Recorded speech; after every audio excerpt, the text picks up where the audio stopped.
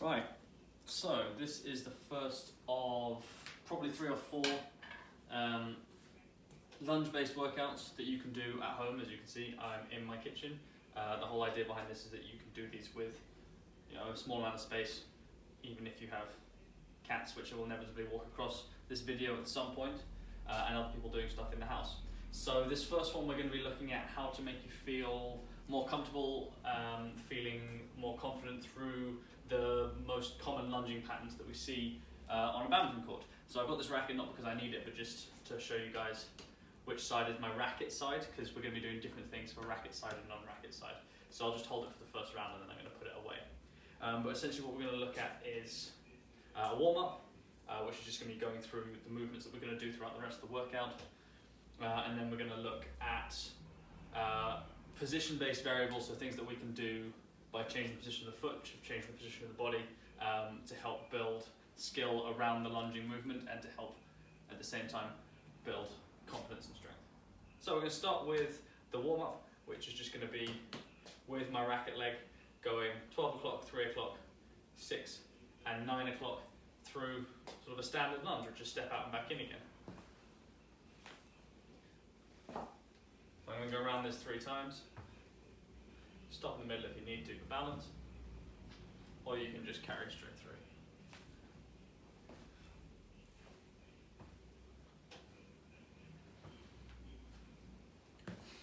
So I'm going to do this on both sides just because it's a warm-up. Obviously, we don't use the racket and non-racket legs for the same thing. In racket sports, generally they're doing different things regularly. They may sometimes go through the same movements, but for the most part, they're doing different jobs. So the exercises we want to be doing will be different. If you were doing this workout for the sake of just wanting to do something different with your normal workout, you could do all the exercises on both legs.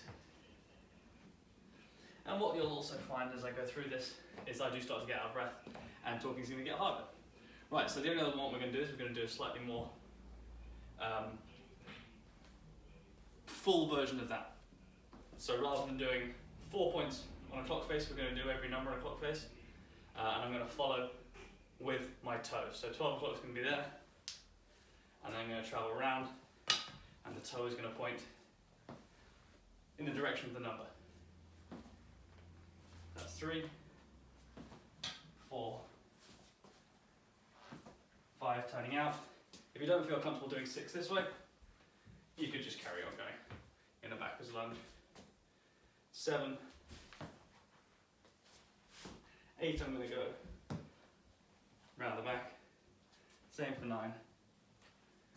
10, I'm going to go across the front, pointing the toes out through the clock. And 11. And again, I'm going to do the same thing on my non-racket leg, but I'll go counterclockwise. So 12, 11, 10. 9's pointing out. 8. 7. 6, you can either go all the way around or directly backwards. 5, I'm going to go into that sort of curtsying position. 4. 3 is all the way around. 2 is across the front. And so is 1. So I'm going to call that my warm-up because I've just gone through the patterns that I'm going to be going through at a nice low intensity. So first thing we're going to do is we're going to look at a superset. So we're going to do 1 exercise with the racket leg and 1 with the non-racket leg. We're going to go around that twice.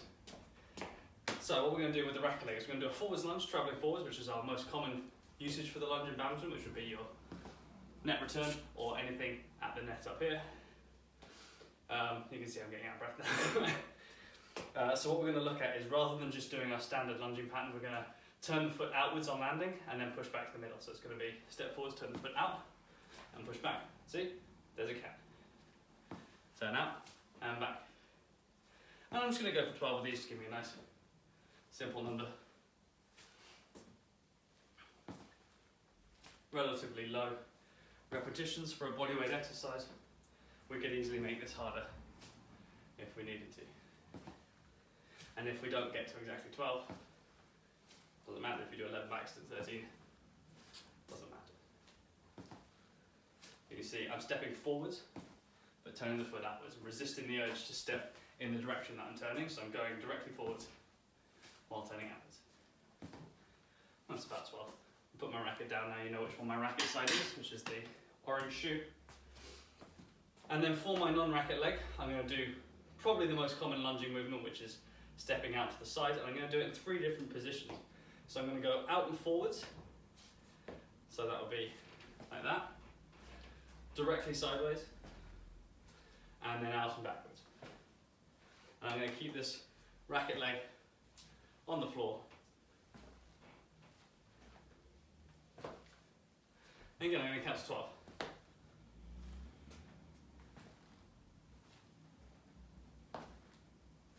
One more time of each.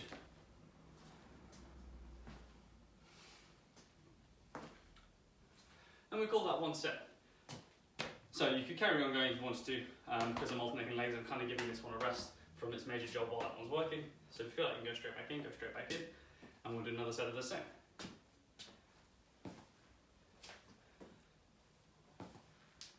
So because I'm looking for this to be my only variation on the normal movement, I'm keeping my body relatively still, not doing anything too complicated, not moving at a really aggressive speed. And I'm keeping the distance I'm travelling forwards approximately the same each time.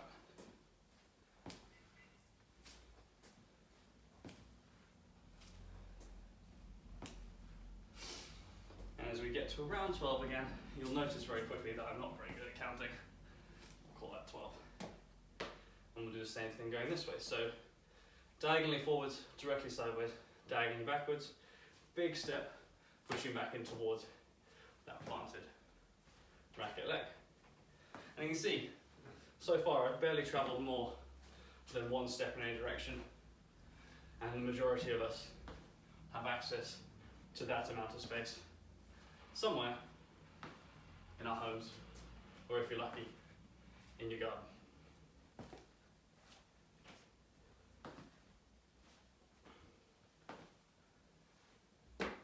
So that's our first round. All we're going to do for the second round is we're going to change the position of this foot as it goes forwards. The motion is going to be the same, but instead of turning the foot outwards, we're going to turn the foot inwards. So it's going to look like this. Still travelling directly towards you guys. Toes are turning in towards my body. I'm going to do 12 again. So I'm going to count that first one as well. And again, I'm not doing anything complicated with speed, I'm not travelling different amounts. It's a nice, simple way for us to get some variation on our standard lunging pattern.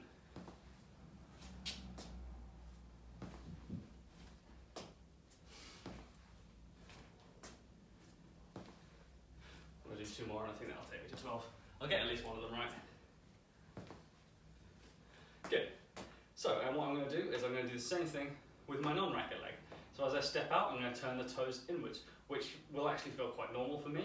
That's my personal preference. So as I step forwards and out, I'm going to turn the toe in and push back. Same with this way. And you may find that your body starts to do slightly weird things in some of these positions. So that one, you can see my bum starting to stick out.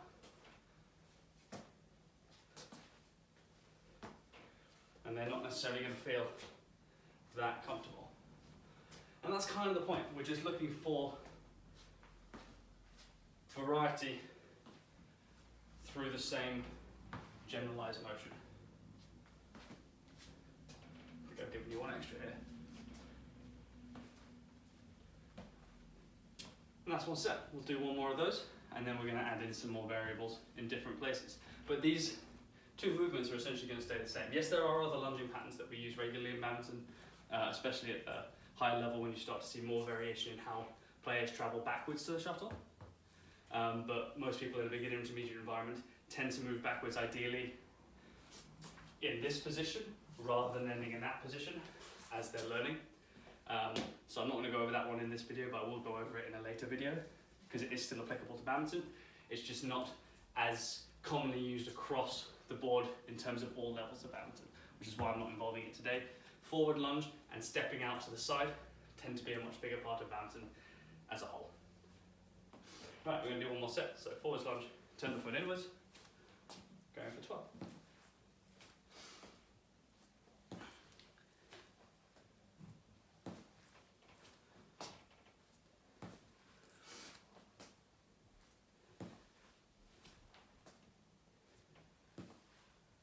So you could do this continuing to hold your racket if you wanted to have that racket position there.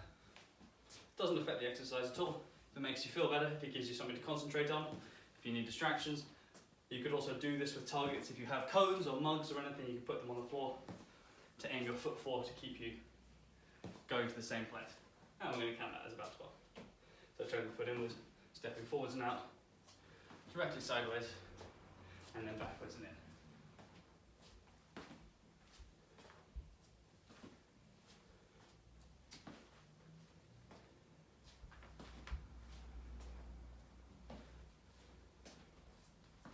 And one more time through all of it.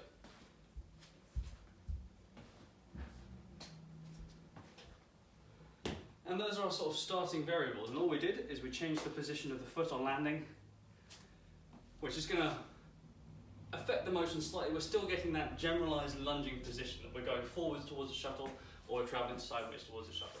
But what we're looking at is trying to build confidence when different variations occur. Because if you're doing this 30, 40, 50 times over the course of however long you're playing badminton for, the chances of them all ending up exactly the same, relatively low. So it's nice to start to build a level of strength and a level of sort of motor ability to do things when things don't come out exactly how we plan them to, which happens pretty much all the time in a sporting environment. So what we're going to do is we're going to change the variable from the foot position to the body position for both movements, but the movements themselves are going to stay the same. So we're going to stick to 12, going forwards with the racket leg. What I'm going to do this time is I'm going to allow my body to travel over and forwards as if I'm reaching for a low shuttle at the net. So rather than the last position, which looked like this, my torso relatively straight, a little bit static, we're going to do the second position like this. So you can see my knees travel forwards because my body has, and my body's dropped over, but I'm still pushing back to that same position. And for now, I'm not allowing that back leg to slide. So again, you might see some players when they play a shot here, they allow that leg to slide in to help them stand up so they can travel back. That's a normal thing. We're not doing that for now because we're keeping to one change at a time. Numbers going to stay the same, so I'm going to lean forwards. As I step in, I can reach the racket arm forwards and push back. Over the top and push back. And this one's a little bit about timing, trying to feel like you're not stopping in one position. As I get to that end point, I'm pulling myself back, stabilizing with that back leg. It's kind of like a pendulum. I'm not completely static at any one point. So I hit the floor, I travel over the foot. As I get to that end point, I push back again. And you probably guessed, yes, I have lost count again. So we're going to do two more.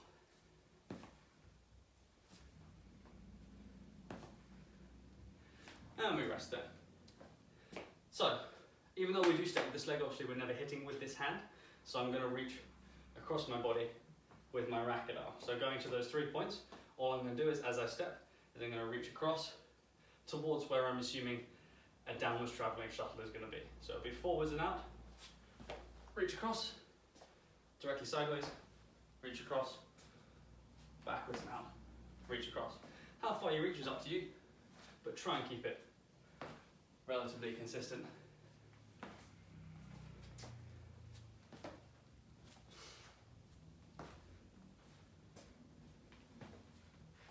And one more time.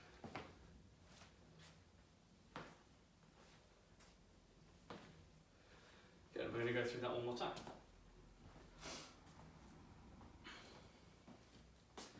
So, leaning forwards. What I'm going to do this time, just to show you, is I'm going to go a little bit faster. You don't have to do it at this speed.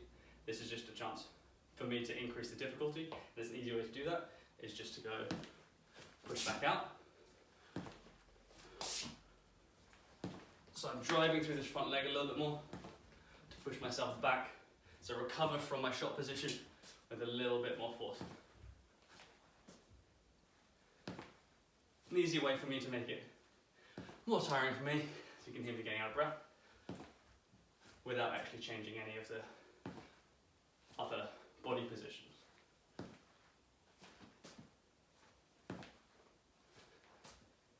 And we'll do two more. And we'll do the same thing going out. So it's going to be step, reach, push back. Step, reach, push back. The same things apply going this way. We're trying to not have a stop position. I'm reaching and pushing out, so it would be, that's my shot, push back. That's my shot, push back. So it's just a good habit to get into. Badminton specifically, again, if you're doing this just to have some variety in your lunges, that change of direction is less of an important factor. But if you are doing this for badminton reasons, it's worth getting into those habits of trying to not be stop and then start a new movement. It's just traveling from one to the other again. Oh, I'm out of breath. Right, so hopefully if you're doing this, you will feel like you are slightly out of breath, but you're not completely collapsed on the floor. That is the general idea. All right, so let's change.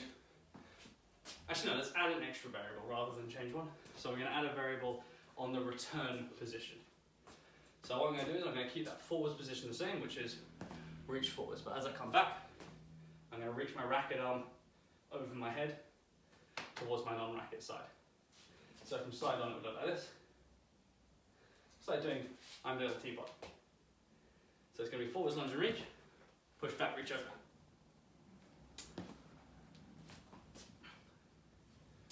And for those of you that play badminton quite a lot, you'll know you end up in this position relatively frequently.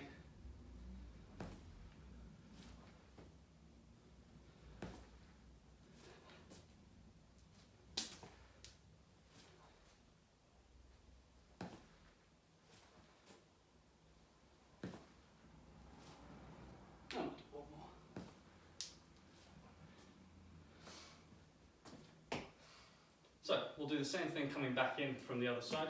So it's going to be step out and reach, push back. So step out and reach and push back. And the same going to the side, push back.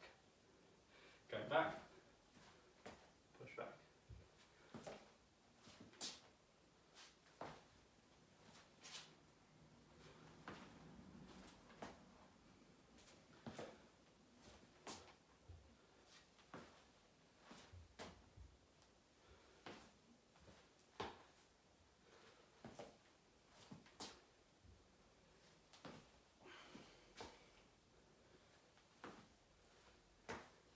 So anyone who wants to be, say, slightly pedantic about that would probably say that that's not actually changing the lunge position, it's changing the position at the recovery point, which would be correct, but it's a nice easy variable to add in. We could put it in that lunge position, which would look like that. So let's do that. Reaching over and back.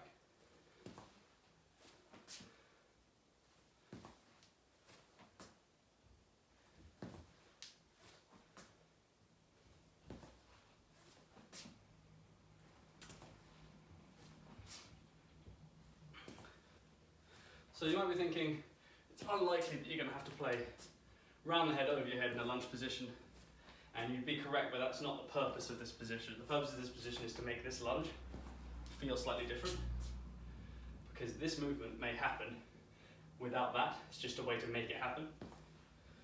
So we're preparing for different landing positions on this. This is just a way for us to make that happen, and it gives us the added bonus of getting a bit of work in a position we would be using quite regularly in other parts of badminton for hitting around the head. And the same going over here. If I was to step out, it would look like that.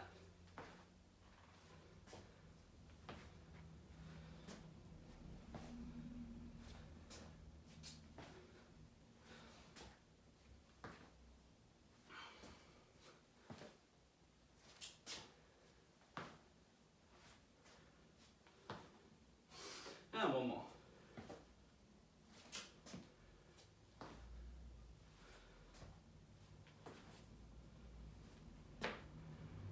Alright, so that's